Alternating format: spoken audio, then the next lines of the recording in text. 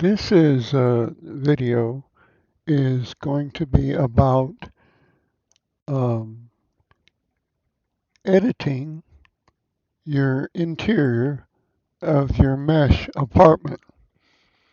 Now, the first thing to make sure uh, is that you have your Cape Heron group uh, active, because if you buy the interior with some other group active, it will get auto returned in probably 5 minutes. If you're really quick, you could go change what group is associated with it, but the best idea is just to make sure you have your Cape Heron group active.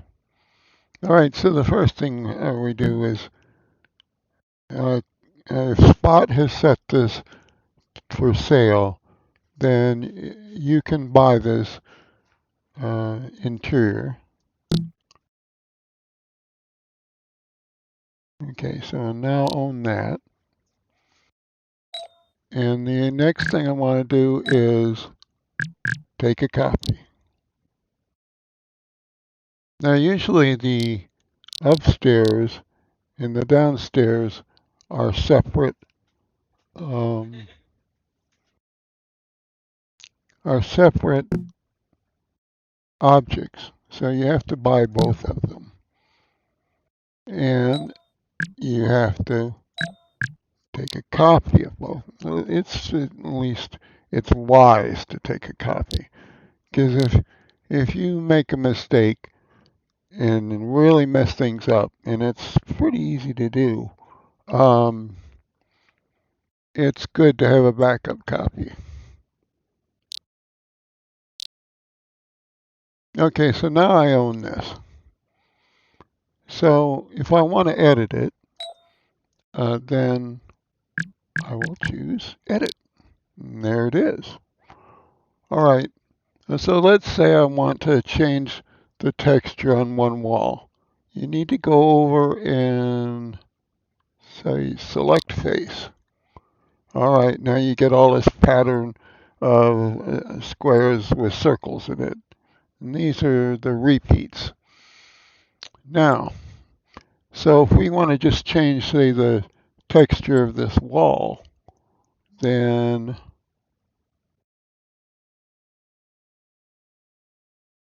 click on it. You see that this one now is the only one showing. So you know you've got that wall. So let's say we go over to texture and we choose um, something else. Let's say we want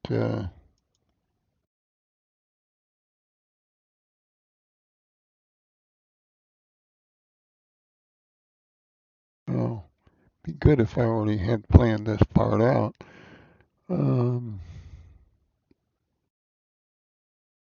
Step and textures. All right, let's just make it rosewood. All right. Okay, so now the wall is rosewood colored. Let's uh, let's go up here and make this date midday so we can see it better. All right, so now the wall is rosewood. So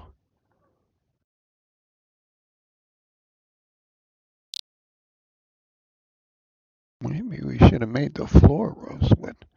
But at any rate, that's how you do it. So you can use anything out of your inventory to do that.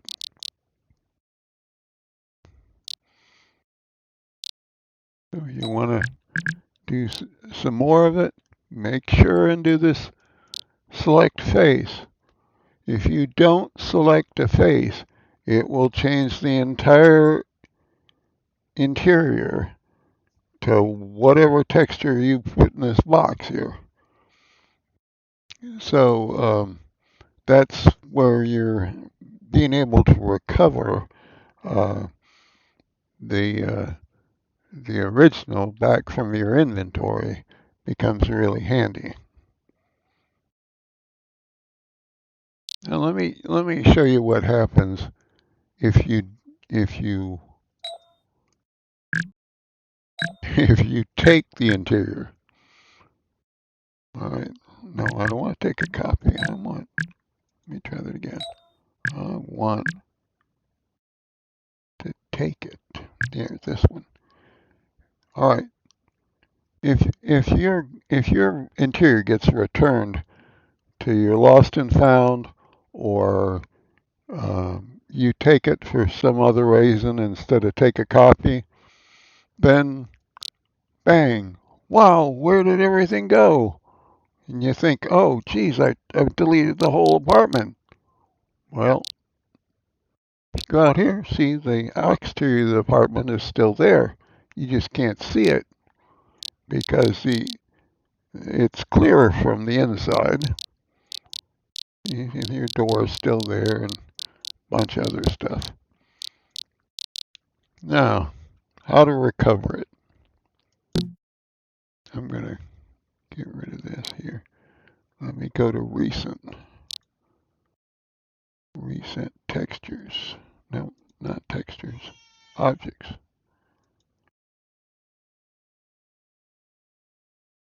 All right. So here is the interior. And if you're using Firestorm, then you get this nice option here, and bang, it's back.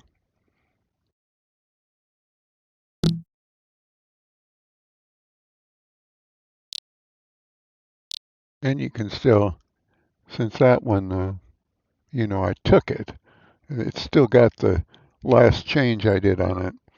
If I'd taken one of the other ones down the list there, the original would be back. So, now, if you're not using Firestorm, you can also just res the object, the interior here, and then if you look at it in this general part here, you see this description down here. Now these are the X, Y, and Z locations of, and this is the rotation here, the Z rotation, of where the interior should be if you put it back. So you would want to put the number X in there, Y in there, and Z in there from here. Just copy those in. And down here is the rotation to get it facing the right way. So if you're using the regular SL viewer, it doesn't have that nice return to the previous position. So you have to do it manually. In this case, since I did use that, it just ends up right back where it was when it was stored.